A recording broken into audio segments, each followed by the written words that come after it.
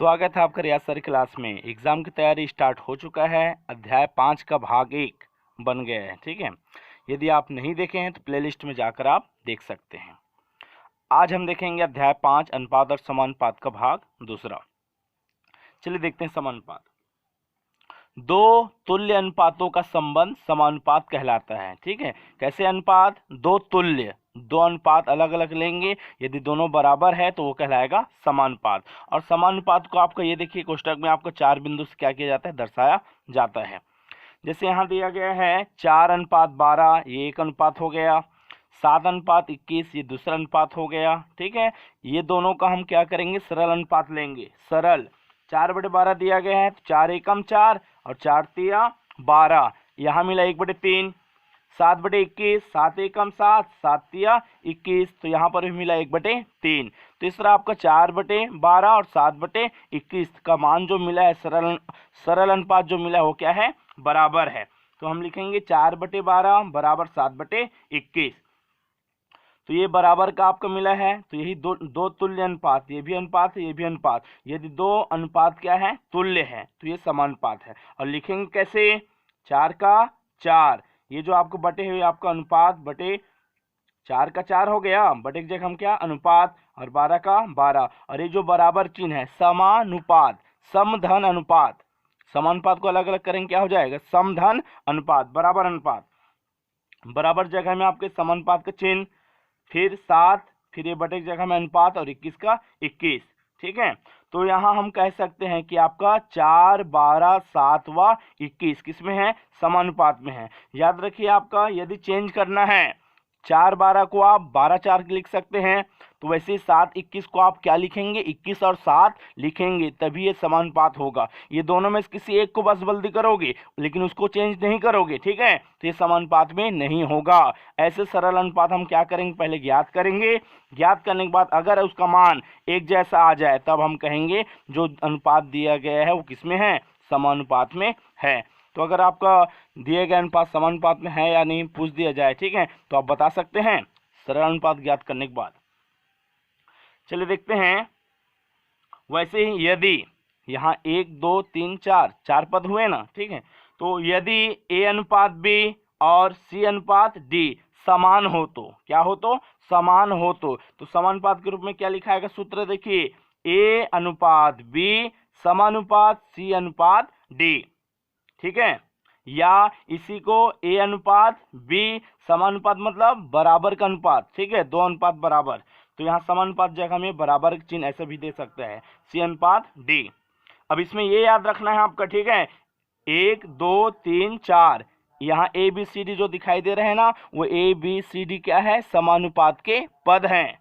समानुपात के क्या है, पद है। इसमें भी देखिए आपका, अगर हम A प्रथम पद, D अंतिम पद, ए को कहेंगे प्रथम पद और यहाँ डी, तो प्रथम, द्वितीय, तृतीय, चतुर्थ, तो प्रथम पद और चतुर्थ पद, प्रथम पद ए, चतुर्थ पद डी, ये दोनों को हम कहेंगे चरम पद। कौन सा पद कहेंगे, चरम पद। वैसे ही बी और सी जो बीच में है, तो दूसरा पद पहला, दूसरा पद बी और तीसरा पद कौन सा, सी, तो बीच वाले पद को हम कहेंगे मध्य पद, ठीक है। अगर ए अनुपात बी अनुपात सी अनुपात डी दिया गया है और पूछ दिया जाए इसमें ए और डी को क्या कहेंगे, ए और डी को, तो हम कहेंगे ए और डी को चरम पद, और बी और सी को क्या कहेंगे, मध्य पद कहेंगे, ठीक है। देखिए फिर अब अनुपात को हम हटा करके बटे लगा सकते हैं। ए अनुपात बी बराबर क्या लिख सकते हैं, ए बटे बी, समानुपात बराबर के चिन्ह।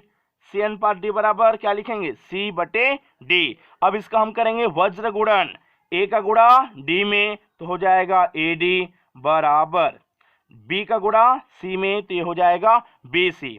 तो इसको हम सीधा लिख सकते हैं, ठीक है, बी सी उधर ए डी, बी सी बराबर ए डी। बी सी क्या है, बी और सी क्या है, मध्य पद, तो मध्य पद का क्या हो रहा है, गुणनफल। और ए बी क्या है, ए और डी है ना, ए और डी है वो, बी सी तो हो गया, और यहाँ क्या है, ए और डी। ए और डी क्या है, ए और डी है आपका चरम पद। तो इस प्रकार क्या हो गया आपका, किसी समानुपात के मध्य पदों का गुणनफल, मध्य पदों का गुणनफल उनके चरम पदों के गुणनफल के क्या होता है, बराबर होता है। ठीक है, अगर सत्य सत्य पूछ दिया तो भी, या खाली स्थान में पूछ दिया गया, ठीक है, जैसे किसी समानुपात के मध्य पदों का गुणनफल उसके खाली स्थान पदों के गुणनफल के बराबर होता है, तो चरम पदों के। ठीक है, चलिए देखते हैं आपका, यदि a अनुपात b बराबर c अनुपात d हो तो योगानुपात, कौन सा अनुपात, योगानुपात। तो जो अनुपात है उसको हम क्या लगाएंगे, पहले बटे, तो हो जाएगा a बटे b बराबर c अनुपात d, तो क्या हो जाएगा c बटे d। सवाल में बोला गया है योगानुपात, क्या बोला गया यहाँ, योगानुपात, मतलब योग एक करना है, क्या जोड़ना है इसमें, एक। अब a बटे b धन एक को हम क्या लिख सकते हैं, एक बटे एक, वैसे c बटे d एक को और क्या लिख सकते हैं, एक बटे एक। अब यहाँ करेंगे आपका हम तिर्यक गुणा, a का गुणा एक में, तो a का गुणा एक में करेंगे क्या आएगा, a आएगा, धन का धन, b का गुणा एक में, b का गुणा ऊपर में एक में b आएगा, नीचे गुणा नीचे में b का b। वैसे यहाँ c का गुणा एक में c, d का गुणा एक में, d का गुणा एक में तो d आएगा, बटे नीचे का गुणा नीचे में तो ये d आएगा। तो इस तरह देखिए a अनुपात b बराबर c अनुपात d हो तो उसका योगानुपात क्या मिला, a धन b बटे b बराबर c धन d बटे d। आखिर क्या हुआ, यहाँ जो अनुपात दिया गया वही क्या हुआ है, जोड़ा है, और जो हर में था, मतलब बटे लगाने बाद जो हर में था वो आपका हर में ही है। वैसे c अनुपात d का क्या हुआ, दोनों जुड़ेगा, c धन d बटे जो हर में था वैसी का वैसी, हल करने पर तो इस तरह आपका योगानुपात मिल गया। अंतरानुपात क्या होगा, योगानुपात बोला गया है तो एक एक जोड़ा गया है, अंतरानुपात बोलेगा तो क्या करेंगे, एक एक घटाएंगे। तो यहाँ देखो धन ऋण का बस फर्क जाएगा, योगानुपात में धन का चिन्ह लगेगा और अंतरानुपात में ऋण का, तो क्या मिलेगा लास्ट में, a ऋण b बटे b बराबर c ऋण d बटे d, ये हो जाएगा अंतरानुपात। ठीक है, धन एक की जगह में हम क्या करेंगे, इसमें एक एक घटाएंगे, ऐसे ही हल करेंगे। ठीक है आपका, तो यहाँ मिलेगा a ऋण b बटे b और वहां आपका जो धन है वो भी आपका बन जाएगा ऋण। अंतरानुपात हो गया। फिर बोला गया योगांतरानुपात, अगला क्या है, योगांतरानुपात। तो हम क्या करेंगे, जो योग अनुपात में मिला है, योगानुपात में जो मिला है उसको और जो अंतरानुपात में मिला है उसको, दोनों को हम क्या करेंगे, भाग करेंगे। जैसे देखिए योगानुपात में मिला है उसको हम समीकरण एक नाम दे दिए, अंतरानुपात में मिला है उसको समीकरण दो नाम दे दिए। समीकरण एक और दो को क्या करने पर, भाग करने पर। भाग कैसे होता है, बायां पक्ष भागित बायां पक्ष, ये देखिए, और दायां पक्ष भागित दायां पक्ष, ये लिखा गया। ठीक है, a धन b बटे b का a धन b बटे b, फिर भाग वाली संख्या को हल करने के लिए गुणा का चिन्ह, और a ऋण b बटे b का पलटी करेंगे, क्या हो जाएगा, पलटी करेंगे।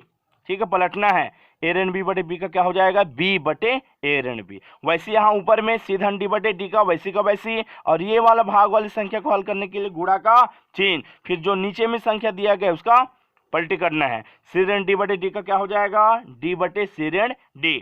अब इसमें जो कट रहा कटा दीजिए, b भी कट गया और d d कट गया, तो क्या मिला, a धन b और नीचे में a ऋण b, ये हो गया a धन b a ऋण b, और यहाँ c धन d और नीचे में c ऋण d, तो ये हो जाएगा c धन d बटे c ऋण d।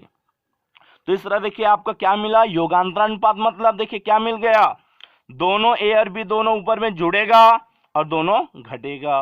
वैसे c और d वाले में क्या होगा, c और d पहले जुड़ेगा बाद में घटेगा। तो इस तरह आपका a अनुपात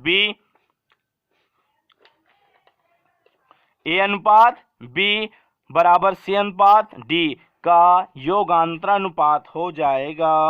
a धन b बटे a ऋण b बराबर c धन d बटे c ऋण d। ठीक है, हो गया आपका योगांतरानुपात, दोनों जुड़ेगा दोनों घटेगा, दोनों जुड़ेगा दोनों घटेगा। अब एक अंतरानुपात बोला गया है। ठीक है, जो सवाल दिया गया है a अनुपात b समानुपात c अनुपात d, इसी में लेना है एकांतरानुपात। इसको अलग अलग करिए, एक धन अंतर धन अनुपात, एक अंतर करके अनुपात लेना है। तो जैसे मैंने शुरू में ले लिया a, शुरू में क्या ले लिया a, उसके बाद एक का अंतर करना है, एक का अंतर, तो ए को ले लिया तो एक अंतर करना है तो इसको छोड़ देंगे, अगला क्या आया सी, तो ए अनुपात सी, समानुपात को क्या लिखते हैं बराबर का चिन्ह। अब उसके बाद ए को हम ले लिए थे ना, अब आपका ए को हम ले लिए थे, अब हम किसको लेंगे बी को, तो अब लेंगे बी को, फिर अनुपात बी के बाद एक का अंतर तो सी छूटेगा और किसको लेना है डी को, तो इस तरह हो जाएगा एक अंतर अनुपात में ए अनुपात सी बराबर बी अनुपात डी। अगला है आपका सतत अनुपात, कौन सा अनुपात सतत अनुपात। देखिए यदि A B C D E राशियां हैं जो सतत अनुपात में हैं तो हो जाएगा, देखिए पहले और दूसरे का अनुपात ए बटे बी का, दोनों राशि शुरू वाले का, पहले और दूसरे का जो अनुपात रहेगा वही दूसरे और तीसरे का वही अनुपात रहेगा, फिर अगला तीसरे और चौथे का वही अनुपात रहेगा, और वही अनुपात चौथे और पांचवे का होगा। ठीक है, तो इस तरह क्या हो जाएगा आपका ए बटे बी बराबर बी बटे सी बराबर सी बटे डी बराबर डी बटे ई, ये कहलाएगा आपका सतत अनुपात। ठीक है, ऐसे राशियां जिनमें आपका पहली और दूसरी राशि का जो अनुपात है वही दूसरी और तीसरी में, ठीक है, और तीसरी और चौथी में, इन सब का जो अनुपात मिलेगा वो क्या होता है बराबर होता है, ये कहलाएगा सतत अनुपात। चलिए देखते हैं आपको मध्यानुपाती। यदि ए अनुपात बी अनुपात सी हो तो मध्यानुपाती ज्ञात कीजिए। अब वही सवाल देखिए आपको दूसरे तरीके से भी पूछा गया है, ए बी व सी का मध्यानुपाती ज्ञात कीजिए। ठीक है, या और बोला गया है आपका ए व सी का मध्यानुपाती ज्ञात कीजिए।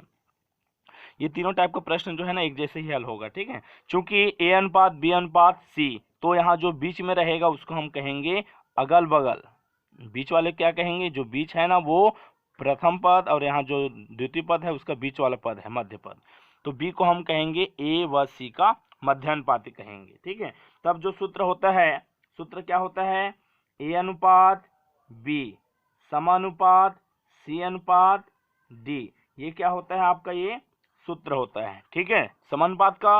लेकिन यहाँ देखिए 1 2 3 4, यहाँ कितने पद हैं सूत्र में 4, लेकिन यहाँ कितना दिया है 1 2 3 ही दिया है।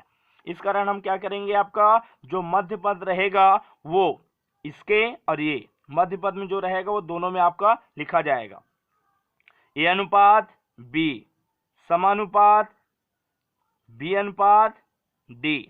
मध्य पद में जो लिखा है उसको हम क्या करेंगे दोनों तरफ लेंगे, पहले वाले ए के लिए भी लेंगे और उस डी के लिए भी लेंगे। अब बटे लगाइए तो हो जाएगा ए बटे बी, और उस तरफ बी बटे सी है कि डी है, क्या है ये सी है ना लास्ट में, तो इसको लास्ट में क्या रखेंगे हम सी रखेंगे, ये सी है तो बी बटे कितना हो जाएगा ये सी। उसके बाद आपका चलिए आपका करेंगे वज्र गुणन, ए का गुणा सी में तो ये हो जाएगा ए सी, बी का गुणा बी में तो बी का वर्ग, तो बी का वर्ग बराबर क्या मिला ए सी, और हमको ज्ञात करना है मध्य पद बी का मान, तो बी बराबर ज्ञात करेंगे तो वर्ग का पक्षांतर करणी, वर्ग पक्षांतर करणी, और ये जो करने वाला है वो धन ऋण दोनों में होता है। ठीक है, तो इस तरह आपका ए अनुपात बी अनुपात सी का मध्यानुपाती बी बराबर क्या मिल गया धन ऋण करणी ए सी। ठीक है, तो याद रखिए आपका ये सही विकल्प में खाली स्थान में भी पूछा जा सकता है कि ए और सी का, ए व सी का मध्यानुपाती क्या होगा, या मध्यानुपाती खाली स्थान है, या आपका 4 ऑप्शन दिया रहेगा। ठीक है, तो हल करके आपको देख लेंगे। ठीक है, तो बी का मान क्या मिलेगा धन ऋण करने ए सी। वैसे देखिए आपका सवाल में आ जाते हैं, 6 और 54 का मध्यानुपाती ज्ञात कीजिए। 6 और 54 का क्या करना है मध्यानुपाती ज्ञात करना है। तो देखिए वैसे माना 6 और 54 का मध्यानुपाती क्या है x है, मध्य मतलब बीच में, तो यहाँ लिख लीजिए 6 और 54 के बीच में क्या x। अब जैसे जो बीच में रहेगा उसको क्या करना है दोनों साइड लेना है, तो 6 अनुपात x समानुपात x अनुपात 54। अब इसको अनुपात मतलब बटे लगाइए तो 6 बटे x बराबर x बटे 54। ठीक है, अब यहाँ आपका गुणा करेंगे, 6 का गुणा 54 में, 6 गुणित 54, x गुणा x का वर्ग, सीधा करिए तो x का वर्ग बराबर कितना 6 गुणित 54, x का वर्ग बराबर ये वर्ग है, जोड़ा बनाना है हमको, समझिए ये 6 है, 54 को और क्या लिख सकते हैं 54 को 6 निया 54, घात 2 है पक्षांतर करेंगे उसके बाद दो दो जोड़ा बनाना पड़ेगा, इस कारण आपको 54 को हम क्या कर रहे हैं, इस 6 वाले के रूप में तोड़ रहे हैं। तो 6 निया 54।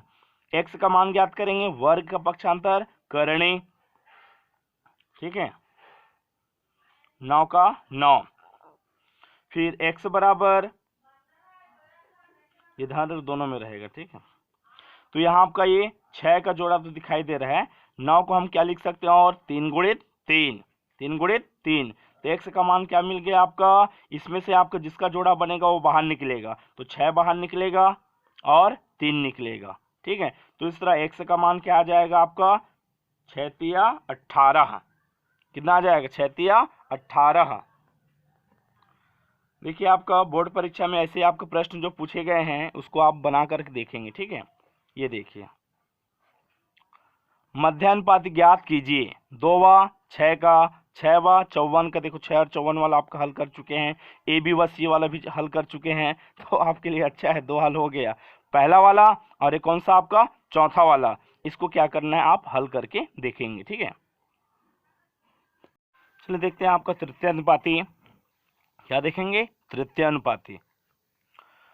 18 और 6 का तृतीय अनुपात ज्ञात कीजिए, ठीक है। जैसे आपका अनुपात समानुपात में ए अनुपात बी अनुपात, ए अनुपात बी समानुपात सी अनुपात डी, तो इसमें कितने पद हैं, 1 2 3 4, ठीक है। आपका 4 है ना, तो ये आपका यहाँ पहला वाला, दूसरा वाला, तीसरा और ये चौथा, 4 पद रहेंगे, ये याद रखना, ठीक है।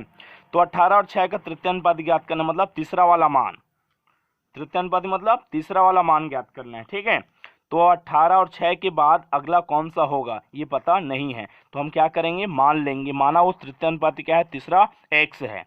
तो 18 अनुपात 6 अनुपात x, तीसरा वाले को आपका यहाँ सवाल बोला गया तृतीय अनुपाती, तो तीसरे को x माने, ठीक है।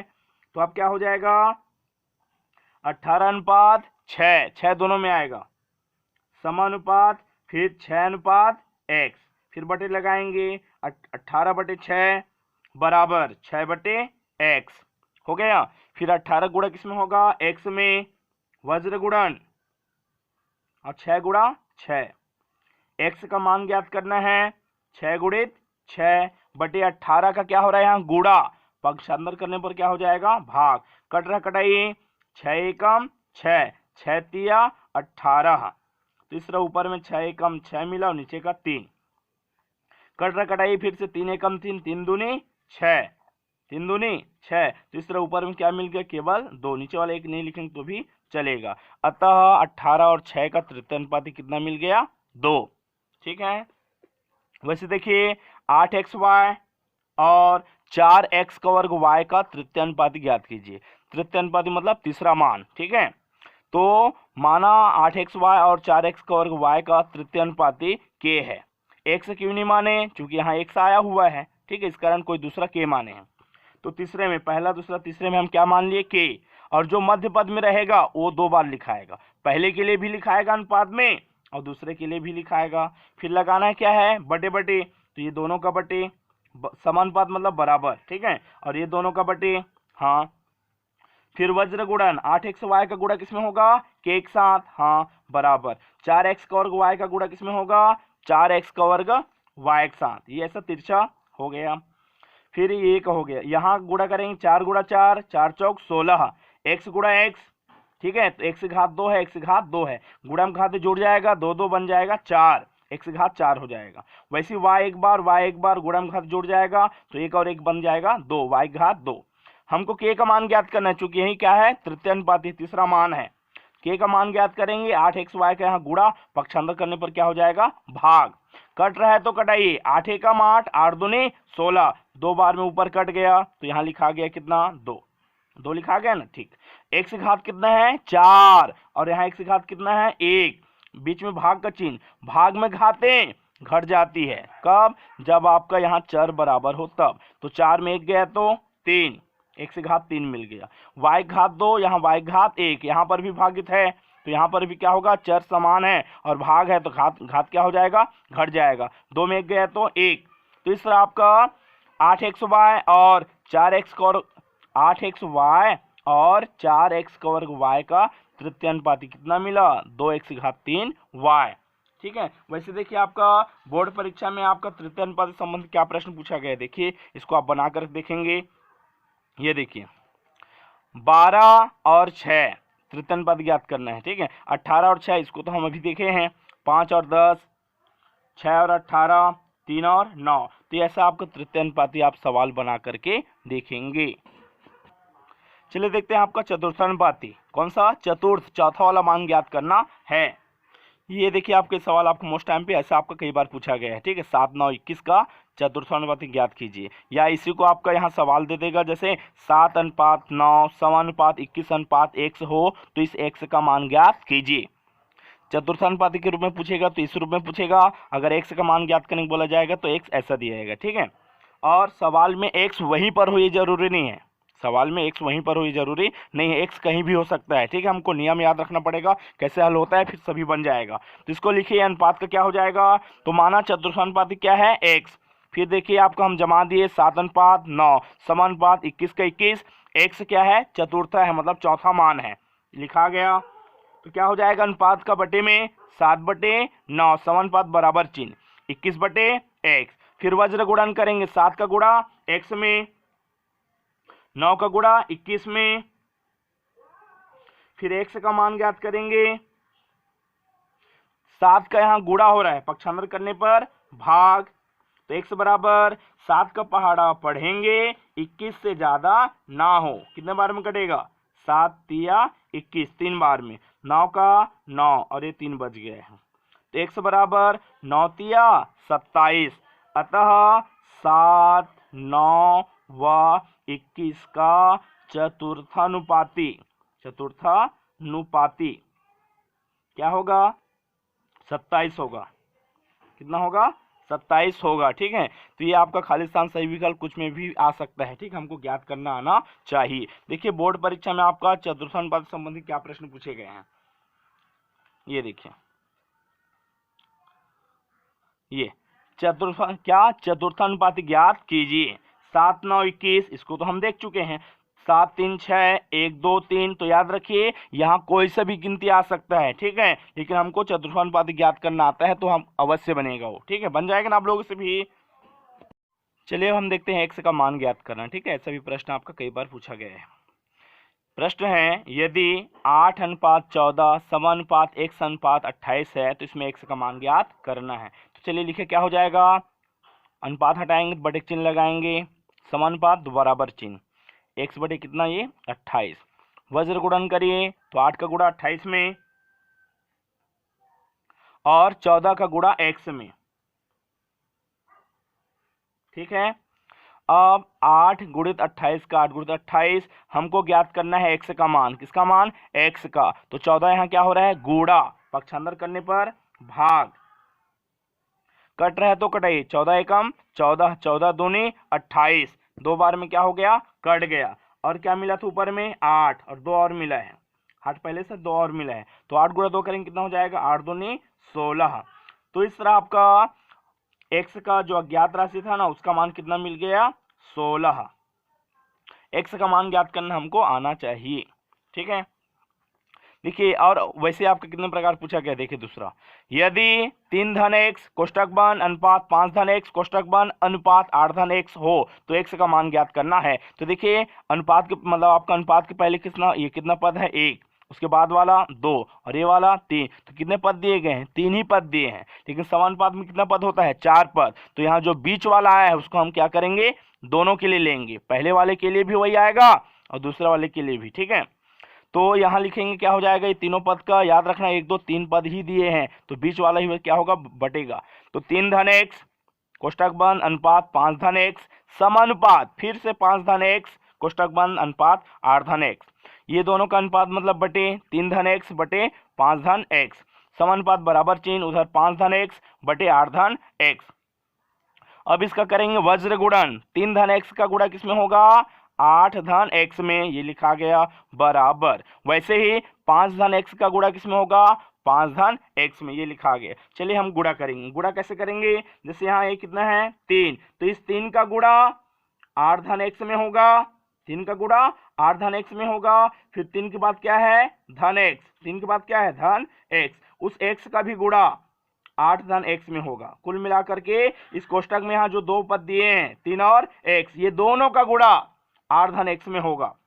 वैसे यहाँ शुरू कितना है 5, 5 का भी गुणा किसमें होगा उस पार वाले कोष्टक में 5 धन x में, 5 का गुणा हो गया, फिर धन कितना है x, इस x का गुणा भी होगा 5 धन x में। चलिए गुणा करिए अच्छे से देखिए, 3 गुणा 8, 3 अट्ठे 24, 3 गुणा x 3x, 8 गुणा x 8x, x गुणा x धन और धन धन, x गुणा x का वर्ग, यहाँ गुणा करेंगे 5 25, ये कुछ नहीं धन में ये भी धन में, धन धन धन, 5 गुणा x 5x, ये हो गया इसका गुणा। फिर आगे कुछ नहीं तो धन, ये भी धन धन धन धन, 5 गुणा x 5x, धन और धन धन, x गुणा x का वर्ग। यहाँ तक हो जाने के बाद अब हम क्या करेंगे, x वाले को एक तरफ करेंगे और जो गिनती अकेला है, कौन सा केला है अकेला, उसको अकेला रखेंगे।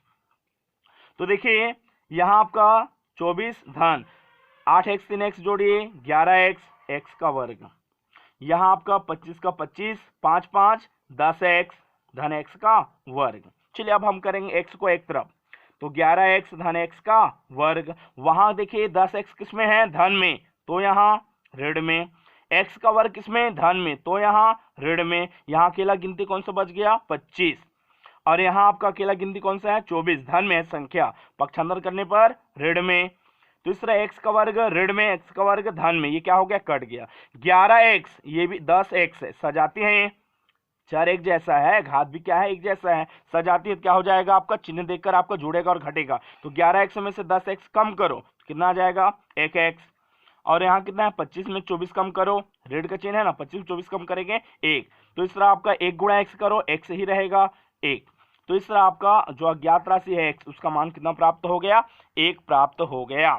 ठीक है, ऐसे देखिए आपका बोर्ड परीक्षा में x का मान ज्ञात कीजिए वाला कौन कौन सा प्रश्न पूछा गया था। देखिए ये x का मान ज्ञात कीजिए, 8 अनुपात 14 समानुपात x अनुपात 28, इसी को आपका भी हल करके बताया गया है। ठीक है, ये सभी जितने हैं सब बोर्ड परीक्षा में पूछा गया है। ठीक है, इन सभी क्या करना आपका समय निकाल कर इसको हल करके अवश्य देखिए, इसको आप बनाकर क्या करेंगे देखेंगे, ऐसे ही बनेगा। चलिए देखते हैं आपका संख्याएं 10 18 22 38 में हर एक संख्या में क्या जोड़ा जाए कि ये संख्या समानुपाती हो जाए। माना प्रत्येक संख्या में x जोड़ा जाए, संख्या क्या क्या दिया है 10 18 22 और 38, अगर ये समानुपाती हो जाए तो क्या लिखाएगा आपका 10 अनुपात 8 समानुपात 12 अनुपात कितना 38, इसमें क्या जोड़ा जाए तब ये समानुपाती होगा। ठीक है आपका, तो माना x जोड़ दिया जाए तो 10 धन x 18 धन x 22 धन x और आपका 38 धन x। उसके बाद जस्ट अभी जो हम पहले वीडियो देखें, जस्ट इसके पहले आपको जो देखे हैं ना, इसके पहले जो जस्ट आपके देखे हैं उसके अनुसार भी अगर अनुपात में लगा तो उसको हम क्या लिखेंगे बटे में, समानुपात बराबर चिन्ह, ये भी आपका कौन सा है आपका, ये दोनों आपका अनुपात में, इसको भी बटे लिखेंगे। और जैसे अभी गुणा किए थे वज्र गुणन, तो 10 धन x का गुणा किसमें होगा 38 धन x के साथ, वैसे ही 18 धन x का गुणा किसमें होगा 22 धन x के साथ, ये तो 10 का गुणा इस 10 का गुणा दोनों में होगा, हाँ x का गुणा फिर दोनों में होगा। ठीक है, वैसे यहाँ 18 का गुणा 22 में भी होगा, 18 का गुणा x में भी होगा, फिर 18 का गुणा हो जाने के बाद इस धन x का गुणा 22 में होगा, तो x गुणित 22, फिर उसी x का गुणा x में और होगा। ठीक है, जैसा अभी बताएं, तो गुणा करिए 10 गुणा आपका 38 तो 380, 10 गुणा x 10x, 38 गुणा x 38x, x गुणा x का वर्ग चिन्ह सहित लिखते जा रहे हैं। फिर आपका 22 गुणा कितना 18 करेंगे कितना आ जाएगा 396 धन 18 गुणा x 18x, 22 गुणा x 22x, x का वर्ग गुणा करेंगे तो फिर 380 धन 38x और कितना 10x को जोड़ेंगे कितना आया 48x धन x का वर्ग बराबर आपका 396, और यहाँ 22x और 18x जोड़ेंगे कितना आ जाएगा 40x और धन x का वर्ग। फिर जैसे पहले किए थे क्या किए थे x वाले को एक तरफ, तो 40x धन में पक्षांतर करने पर ऋण में, x का वर्ग धन में पक्षांतर करने पर ऋण में, तीसरा आपका यहाँ बच गया 396, और वहां जो संख्या था 380 धन में पक्षांतर करने पर क्या हो जाएगा ऋण में, तीसरा आपका 396 में से 380 का कितना बचेगा 16, और यहाँ आपका x का वर्ग ये तो कट गया है, 48x धन में 40x ऋण में, धन और ऋण 48 में 40 गया कितना बचेगा 8x, x का मान ज्ञात करेंगे, 8 का यहाँ गुणा हो रहा है, पक्षांतर करने पर क्या हो जाएगा भाग, तो 8 एकम 8, 8 दूनी 16। तो इस तरह x का मान कितना मिल गया 2। तो सवाल में बोला गया प्रत्येक में क्या जोड़ा जाए, तो लिखेंगे अतः प्रत्येक संख्या में 2 जोड़ने पर आपकी संख्याएं क्या हो जाएंगी, समानुपाती हो जाएगी। चलिए देखते हैं अगला प्रश्न आपका, यदि a और c का मध्य अनुपात b है तो सिद्ध कीजिए कि a का वर्ग धन b का वर्ग बटे ab पूरे एक बटे ab बराबर a धन c पूरे एक बटे में b। ये सिद्ध करना है। दिया है प्रश्नानुसार a और c का मध्य अनुपाती क्या है b, तो a और c के बीच में क्या लिख देंगे b, और हम जानते हैं जो मध्य पद में रहेगा, ठीक है, तो उसको हम क्या करना है आपका दोनों के लिए a में भी अनुपात लगेगा वही, और b वाला भी क्या होगा आपका c में भी लगेगा। तो यहाँ लिखेंगे आपका a अनुपात b समानुपात b अनुपात c, तो ये हो जाएगा a बटे b, अनुपात को क्या लिखेंगे समानुपात को बराबर चिन्ह, और b अनुपात c का हो जाएगा b बटे c। अब वज्र गुणन a का गुणा c में ac बराबर b गुणा b का वर्ग, सीधा करिए b का वर्ग बराबर कितना हो गया ac। तो याद रखिए b का वर्ग अगर कहीं पर आया तो हम क्या लिखेंगे ac लिखेंगे। सिद्ध करना है a का वर्ग धन b का वर्ग बटे पूरे एक बटे ab बराबर a धन c पूरे एक बटे b। चलिए हम आपका लेफ्ट हैंड साइड ले लेते हैं, a का वर्ग धन b का वर्ग पूरे एक बटे ab। चलिए a का वर्ग धन का धन b का वर्ग का मान क्या मिला है समीकरण 1 से, b का वर्ग जगह में हम रख सकते हैं ac, तो ये हो जाएगा ac बटे नीचे वाला ab का ab। अब देखिए a का वर्ग ये भी a है, उभयनिष्ठ निकालना चाह रहे हैं, ये भी a है यहाँ भी a, तो a निकलेगा उभयनिष्ठ। चूंकि यहाँ a की घात 2 था, अर्थात a की घात 2 मतलब a गुणित a, तो एक बार a हम निकाल सकते हैं, तो अंदर में एक बार a बचेगा, यहाँ a निकल गया तो क्या बचेगा c, और नीचे में आपका ab का ab बीच में चिपका मतलब गुणा का चिन्ह। फिर देखिए a बीच में गुणा है ना, ऊपर में a और नीचे वाला a क्या हो गया कट गया, तो क्या मिल गया a धन c पूरे एक बटे b। ये आपका लेफ्ट हैंड साइड जितना हल करना था हमने हल कर लिया। राइट हैंड साइड में क्या दिया है, अरे वाह वही दिया है a धन c पूरे एक बटे b। तो लिखेंगे राइट हैंड साइड दिया है a धन c पूरे एक बटे b। तो देखिए दोनों पक्ष बराबर हुआ कि नहीं हुआ, हो गया left hand side equal right hand side. ये सिद्धम, इस प्रकार क्या हो गया ये सिद्ध हो गया, ठीक है, बन जाएगा ऐसा वाला आपको सिद्ध करने वाला, ठीक है, आता ही है परीक्षा में। चलिए वैसे देखते हैं आपका एक प्रश्न, यदि a अनुपात b समानुपात c अनुपात d हो तो सिद्ध कीजिए कि किसके नियम से, k के नियम से। सवाल में k का नियम लिखा हुआ आ भी सकता है, ये लिखा हुआ और नहीं भी आया फिर भी हम क्या करेंगे इसी विधि से हल करेंगे। सिद्ध करना है a का वर्ग धन c का वर्ग पूरे एक बटे b का वर्ग धन d का वर्ग बराबर ac पूरे एक बटे bd। तो दिया है सवाल में a अनुपात b समानुपात c अनुपात d, तो दिया है अनुपात को हम क्या लिखेंगे बटे, तो a बटे b हो जाएगा, समानुपात बराबर चिन्ह, c अनुपात d को क्या लिखेंगे c बटे d बराबर k के नियमानुसार बोला गया है, तो हम क्या किए k मान लिए। अब देखिए इसमें हम आपका सी डी वाले को पहले लेते हैं, कौन सा वाले को सी डी, और इसमें हम सी का मान ज्ञात करना चाह रहे हैं, किसका मान सी का, तो डी का यहाँ क्या हो रहा है भाग, तो वहां जाकर के गुणा, तो सी का मान हो जाएगा डी के, सी का मान कितना हो जाएगा डी के, ठीक। वैसे ही आपका यहां पर हम ए का मान ज्ञात करेंगे, किसका मान ए का मान ज्ञात करेंगे, तो बी का क्या हो रहा है भाग, बी का क्या हो रहा है भाग, ए का मान ज्ञात करना है तो बी का यहाँ भाग हो रहा है, पक्षांतर करने पर उसके साथ क्या हो जाएगा गुणा, तो ए बराबर हो जाएगा बी के, ए बराबर बी के। अब यही है जिसको हम क्या करेंगे मान रखेंगे, ए के जगह में बी के और सी के जगह में डी के, ठीक है। सिद्ध करना है ए का वर्ग धन सी का वर्ग पूरे एक बटे बी का वर्ग धन डी का वर्ग बराबर ए सी पूरे एक बटे B D. Left hand side ले लेते हैं, किसके जगह मान रखेंगे ए का मान और सी का मान, ए का मान कितना रखना है बी के घात 2 लगा है घात 2, सी का मान है हाँ डी के घात 2 लगा है हाँ लगा दीजिए। नीचे में कितना है बी का वर्ग और डी का वर्ग, बी का मान नहीं दिया है देखो वहां, डी का नहीं दिया है। अब यहां जो घात 2 लगा है वो अंदर में दोनों के लिए है, पूरे की घात 2 है वो बी में भी लगेगा और के में भी, वैसे ही डी में भी लगेगा और के में भी लगेगा। नीचे वाला बी का वर्ग, किसका वर्ग, बी का वर्ग धन डी का वर्ग। यहां देखिए के का वर्ग यहां से क्या हो रहा है, गुणा हो रहा है, के का वर्ग भी यहाँ क्या हो रहा है, गुणा हो रहा है। तो धन के इस पार भी के का वर्ग, धन के इस पार भी के का वर्ग। के का वर्ग निकाल सकते हैं हम उभयनिष्ठ। कौन सा निष्ठ, उभयनिष्ठ। के का वर्ग निकलेगा तो क्या बचेगा, शुरू में बी का वर्ग, और यहाँ के का वर्ग निकलेगा क्या बचेगा, डी का वर्ग। नीचे में बी का वर्ग धन डी का वर्ग, बीच में किसका चिन्ह है, गुणा। तो देखो के का वर्ग साथ बी का वर्ग धन डी का वर्ग, दोनों कोष्टक साथ गुणा हो रहा है। वैसे आपके नीचे में भी है बी का वर्ग डी का वर्ग, ठीक है। तो एक जैसे क्या हो गया, कट गया। तो क्या मिला, के का वर्ग। तो इसको आप पूरा हल किए, कितना मिल गया, के का वर्ग। ये हुआ आपका लेफ्ट हैंड साइड। अब राइट हैंड साइड में आ जाइए। राइट हैंड साइड दिया है ए सी बटे बी डी, जो मान दिया है उसी को रखिए। ए का मान, हाँ ए के जगह में बी के, तो ए के जगह में बी के रखा गया, बीच में गुणा का चिन्ह। सी का मान डी के, तो सी का मान क्या रखाएगा, डी के। नीचे बी और डी का मान पता नहीं है। अब देखिए बी और डी का गुणा बी डी, के और के का गुणा, ठीक है। गुणा में खाते जुड़ जाएगा, यहाँ एक एक बार है तो गुणा में खाते जुड़ेगा, तो एक और एक बन जाएगा दो, बीडी का बीडी। यहाँ पर भी गुणा का चिन्ह है तो बीडी बीडी क्या हो जाएगा, ऊपर नीचे कट जाएगा। तो यहाँ क्या मिला, के का वर्ग।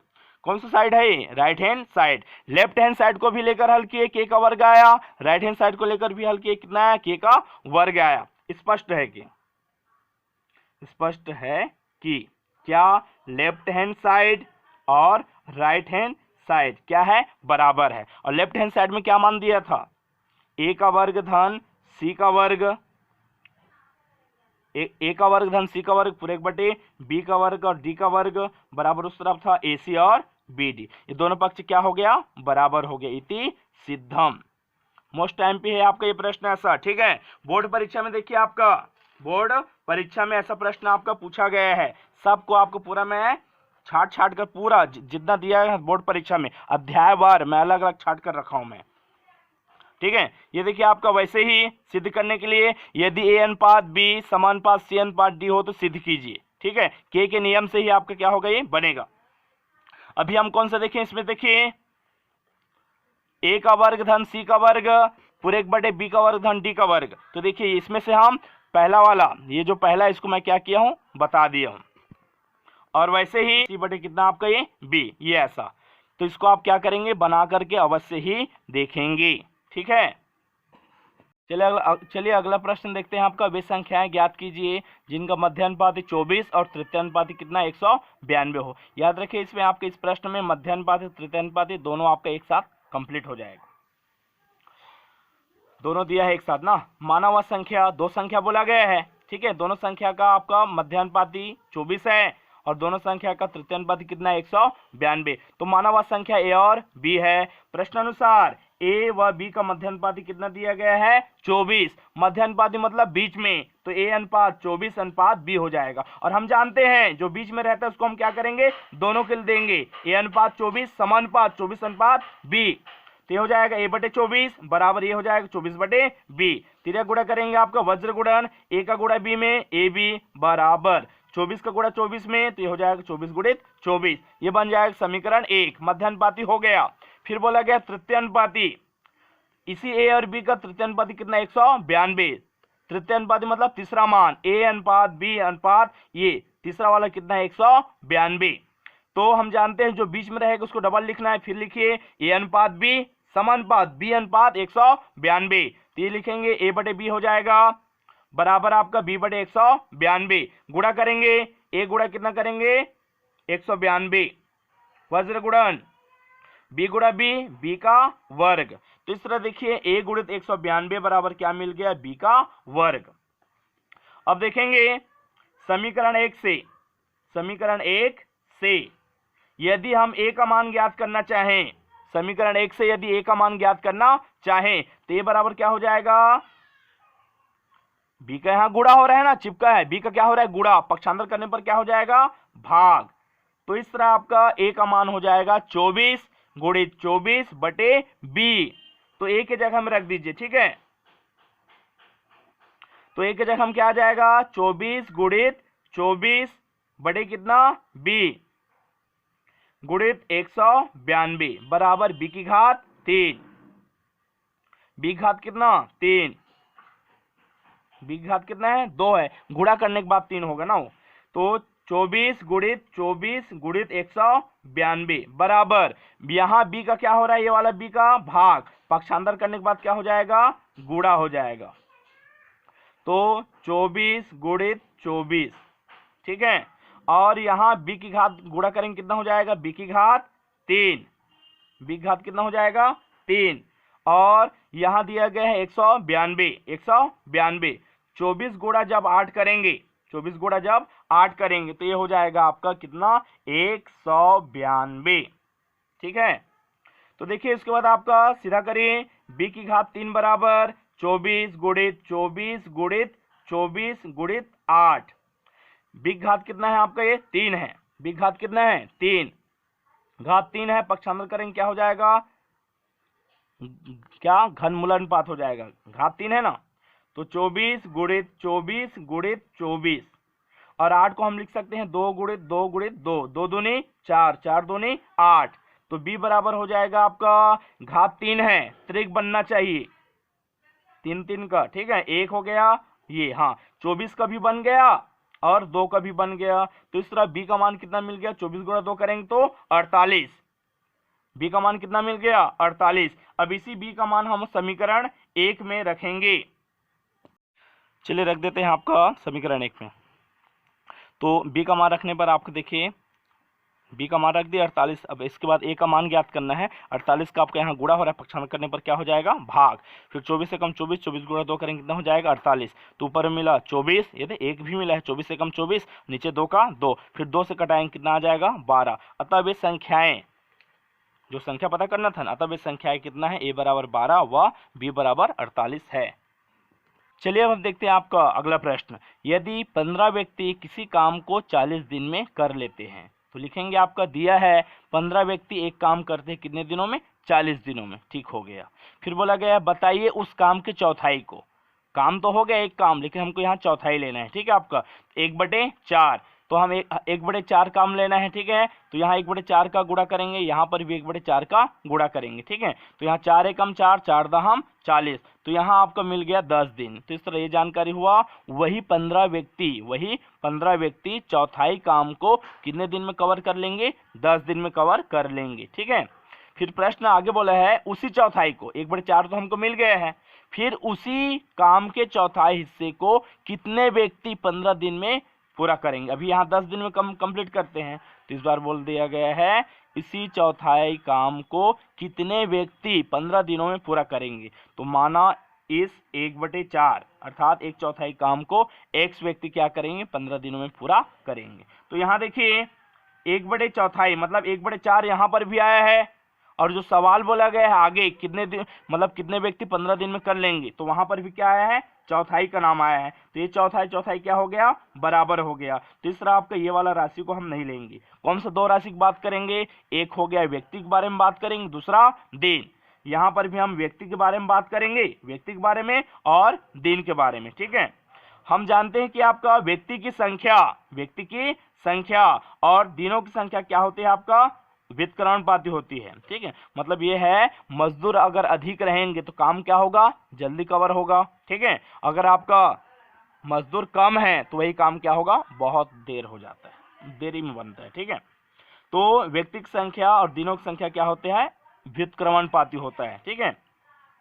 अगर मान लीजिए आपका एक हो गया x, दूसरा हो गया y, 2 राशि है मान लीजिए, ठीक है आपका। यदि एक को बढ़ा रहे हैं, यदि एक के बढ़ने से दूसरा घट जाए, एक के बढ़ने से दूसरा घट जाए, ठीक है आपका, तो ये कहलाएगा व्युत्क्रमानुपाती संबंध। तो ये हो जाएगा x अनुक्रमानुपाती कितना 1/y, ये व्युत्क्रमानुपाती बटे में लगेगा, ठीक है। तो ऐसा आपका सही विकल्प में आया तो बन जाएगा, ठीक है। एक बढ़ेगा तो दूसरा घटेगा, ठीक है, और दूसरा घटेगा तो पहला वाला बढ़ेगा, वही है, ठीक। व्यक्तियों की संख्या एक तरफ लेंगे तो कितना व्यक्ति का नाम आया था पहले 15 व्यक्ति, तो ये हो जाएगा 15 व्यक्ति। तो 15 व्यक्ति उसी चौथाई हिस्से के काम को कितने दिन में करते हैं 10 दिन में। तो 15 व्यक्ति कितने दिन में काम करते हैं 10 दिन में। याद रखिए व्युत्क्रमानुपाती में व्यक्ति व्यक्ति वाले को एक तरफ, दिनों की संख्या को एक तरफ, तो पहले वर्ग के लिए जो मिलेगा 15 और यहाँ लास्ट कौन सा 10, इसको हम 15 और उसके लिए लास्ट में 10 लिखेंगे। और दूसरे के लिए कितना है, चौथाई काम एक जैसा है। व्यक्ति बताइए x व्यक्ति, तो यहाँ आएगा x व्यक्ति, ठीक है। और दिनों की संख्या कितना बताया गया सवाल में, 15 दिन, ये हो गया। अब इसमें बटे लगाएंगे तो 15 बटे x, समानुपात बराबर का चिन्ह, उधर 15 बटे 10। हल करते हैं, हमको x का मान ज्ञात करना है। 15 गुणा 10 करेंगे वज्र गुणन, और x गुणित 15। हमको ज्ञात करना है x का मान। किसका मान ज्ञात करना है, x का। तो 15 के यहाँ गुणा हो रहा है तो यहाँ भाग, और 15 क्या हो गया, कट गया, तो क्या मिल गया 10। x का मान कितना मिल गया 10, और हमको व्यक्ति की संख्या बोला गया था ना, तो कितने व्यक्ति हुए, अतः 10 व्यक्ति। कितने व्यक्ति, 10 व्यक्ति इस कार्य के चौथाई भाग को 15 दिन में क्या कर लेंगे, कंप्लीट कर लेंगे, ठीक है। चलिए अगला प्रश्न देखते हैं आपका। यदि 11 मकड़ियां 11 दिनों में 11 जाले बनाती है, तो बताइए एक मकड़ी एक जाल बनाने में कितने दिन लगेंगे, ठीक है आपका। तो देखिए यहाँ दिया गया है आपका 11 मकड़ियां 11 दिनों में 11 जाले क्या करती है, बनाती है। तो यहाँ लिखना है, दिया है 11 मकड़ियां 11 दिनों में जाले बनाती है। कितने जाले बनाती है, 11, तो बराबर 11। तो हमको पता करना है एक दिन में क्या बनाती है, ठीक है, कितने बनाती है। तो 11 मकड़ियां, यहाँ 11 दिनों है ना, तो 11 दिन नहीं लेना है, हमको कम दिन लेना है, एक दिन। तो यहाँ 11 का वहां क्या हो जाएगा, पक्षांतर। वो वाला 11 पहले से था, ये 11 क्या हो जाएगा वहां, पक्षांतर। तो 11 क्या हो गया, कट गया, क्या मिल गया, एक दिन। क्या मिल गया, एक दिन। तो इस तरह 11 मकड़ियां एक दिन में कितने जाले, एक जाले क्या करती है, बनाती है, जाले है ना वो, कितने जाले बनाती हैं, एक जाले, ठीक है, एक जाले बनाती है। अब यहां देखिए सवाल में क्या पूछा गया था, फिर एक मकड़ी एक जाल बनाने में कितने दिन आपका लगेगी, एक मकड़ी एक जाल। तो माना आपका एक मकड़ी x दिन में, कितने दिन में पूछा है ना, ठीक है। तो माना एक मकड़ी आपका x दिन में एक जाल क्या करती है, बनाती है। अब ऊपर में जो आपको मिला है उसमें और नीचे वाले में देखिए क्या क्या समान है, मकड़ी अलग अलग है, दिन का मान कंफर्म नहीं है, लेकिन एक जाल, यहाँ पर भी एक जाल है, कौन सा जाल है, एक जाल है, और यहाँ पर भी कितना है, एक जाल है, ठीक है। ये दोनों आपका जाल समान है, तो इस जाल एक को हम नहीं लेंगे, ठीक है, आपका समान है नहीं, ये समान को नहीं लेंगे। ये दोनों मकड़ी और दिन को हम क्या करेंगे, लेंगे। तो मकड़ियों की संख्या और आपका जाल बनाने में आपके लगे दिनों की संख्या, ये क्या है, व्युत्क्रमानुपाती। मजदूर आपका और काम करने वाला जैसा ये भी तो है, ठीक है। तो यहाँ लिखेंगे आपका मकड़ियों की संख्या, क्या, मकड़ियों की संख्या और दिनों की संख्या, तो अनुपात, समानुपात, फिर अनुपात। तो बताइए आपका प्रश्न क्या बोला गया था, 11 मकड़ियां, तो एक जाल बनाने में, एक जाल वाला कंफर्म हो गया था, दोनों तरफ बराबर है, एक जाल, ठीक है आपका। तो 11 मकड़ियां एक जाल बनाने में कितने दिन, तो लास्ट शुरू वाला का जो यहाँ रहेगा उसका मान लास्ट में लिखेंगे। तो 11 आपका मकड़ियां एक जाल बनाने में कितने दिन लगाते हैं, 11 मकड़ियां एक जाल बनाने में कितने दिन लगाते हैं, एक दिन, ये एक हो गया। फिर बोला गया आपका सवाल में पूछा गया एक मकड़ी, कितने मकड़ी, एक मकड़ी कितने दिन में बनाएंगे। तो मकड़ियों की जगह हम लिखाएगा कितना, एक, और दिन का मान पता नहीं तो क्या लिखेंगे, x। तो ये हो जाएगा 11:1, मतलब 11/1 बराबर x/1, ठीक है। तो यहाँ इसके नीचे में कितना है, हर में एक, और हर में एक हो नहीं लिखेंगे तो भी चलेगा। यहाँ पे भी x की जगह हम क्या लिखा, x/1 लिखा है, क्या लिखा, 1, हर में नहीं लिखेंगे तो भी चलेगा। इस तरह x बराबर क्या मिल गया, 11, x बराबर क्या मिल गया, 11। अतः एक मकड़ी, कितने मकड़ी, एक मकड़ी, सवाल में बोला गया था एक मकड़ी एक जाल बनाने में कितने दिन लगाएंगे, ठीक है। तो अतः एक मकड़ी एक जाल बनाने में 11 दिन लेगी, ठीक है।